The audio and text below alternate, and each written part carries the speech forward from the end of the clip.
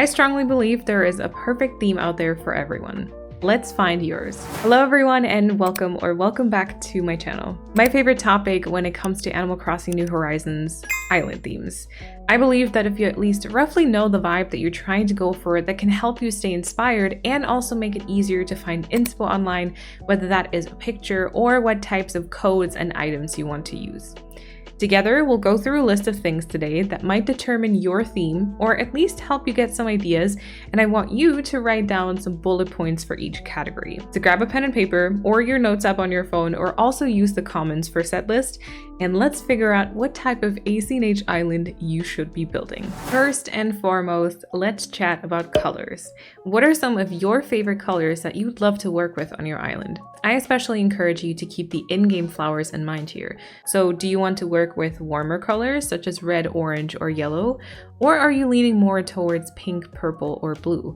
And even white, black, or green flowers are an option. Now, you could just be writing down one color that you want to focus on, or you can also mix some multiple ones together.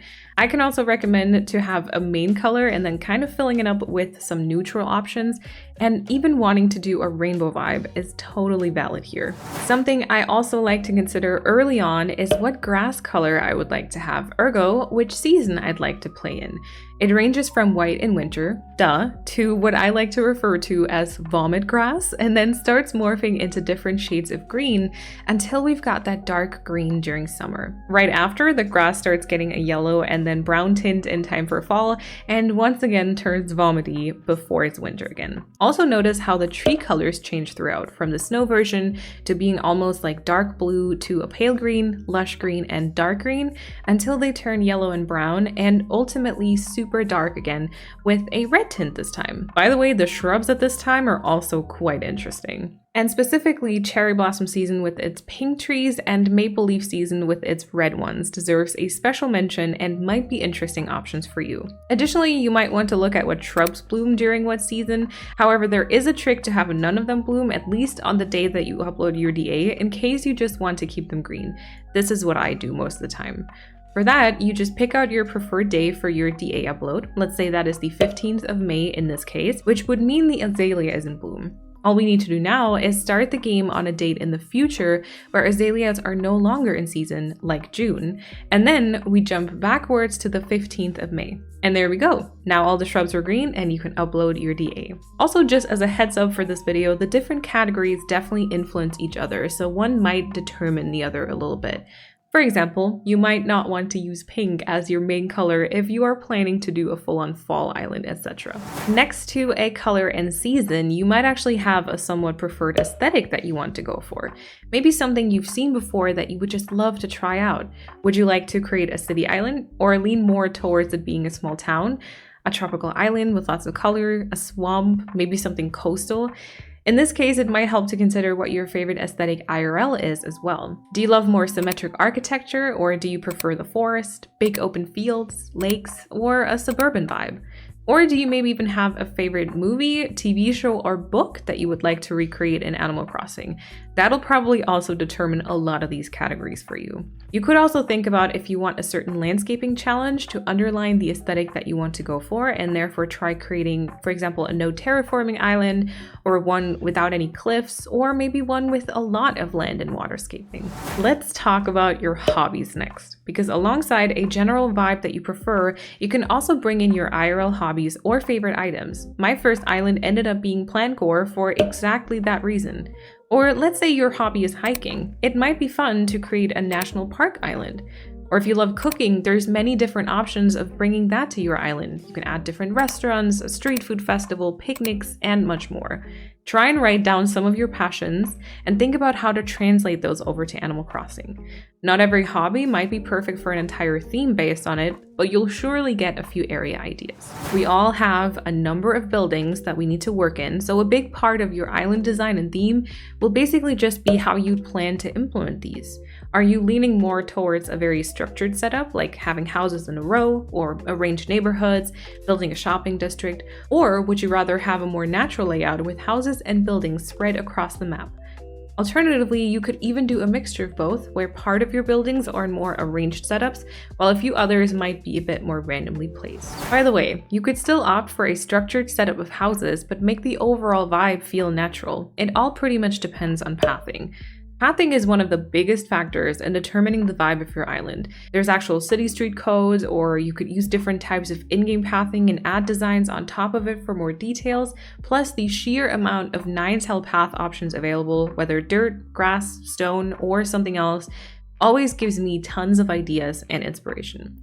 I will actually be making a video soon, probably next week, about different pathing to implement along with codes and some tips and tricks, so stay tuned for that and make sure you're subscribed so you don't miss it. I have already mentioned it briefly, but when we speak about pathing, we of course also have to talk about custom design codes.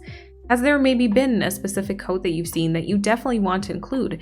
It could be a path or a blanket code, maybe a specific sign, or even just some fillers. These could influence the overall vibe of your island, like let's say you want to include a certain tropical path or a water path, or just give you a few additional area ideas. Make sure you write all of that down. I can also recommend creating a mood board using, for example, Canva, or making a Pinterest board as well with all these things you've written down. Whenever you see something inspiring, you can pin it there and quickly see the overall vibe. Same as codes, let's also mention items. Are there any specific ones that you've always been wanting to use? Again, these could spark a whole island idea or give you a few additional area ideas. I'll give you a few examples so it's a bit easier to understand. Let's say you want to use the yachts. You could either go all the way and try to work on a coastal island where you use them multiple times around the beach, maybe in some villager front yards, and maybe also include repair shops, or you just take a few single ideas from that to implement. Or for example, you might want to work with a bit of construction stuff or scientific items. Again, either this could lead to an entire island theme focused around it, like a broken down city, or maybe a research island, or it could just be a little part of your overall island. And even items that seem super hard to implement at first, write them down. Like the froggy chair could be used in a school, or mine carts could be built into a little cave and train tracks built. This also works the other way around, by the way, like if you have an area idea and then you have to think about what items to include. Let's say you'd like to build an orchard or a construction site, etc. Write all of it down and then see how it works together. Are there specific villagers that you'd love to have? You could also build an island for your favorite cuties. Maybe you'd like to have an island completely filled with ducks or frogs and build them a swamp with lots of water. Or maybe a forest island for deer and wolf villagers. This can also be a really good starting point for a theme. An island theme can have its origin in any of the aspects that we talked about today. I've had ideas sparked by a specific path I wanted to use, specific items, a season, my IRL favorite thing, a challenge, etc. So take a look at all the things you've written down today.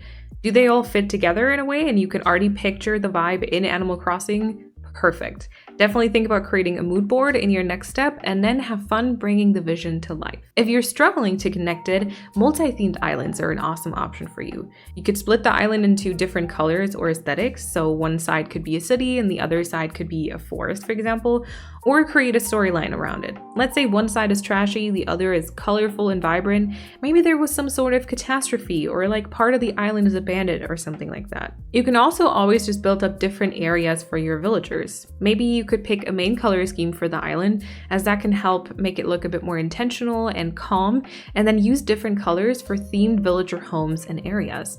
A school could be built with lots of red and yellow, and then there's a construction site with lots of gray and black, while your main island colors are white and blue. Let your imagination run wild and don't be afraid to combine ideas. The most important thing is that you have fun while playing. Tell us about your plan in the comment section below, and maybe we can all help each other shape our ideas into full-on themes. I will link even more theme inspo for you here, and then thank you all so much for watching today, and I hope you have an awesome time until I see you in my next video. Bye everyone!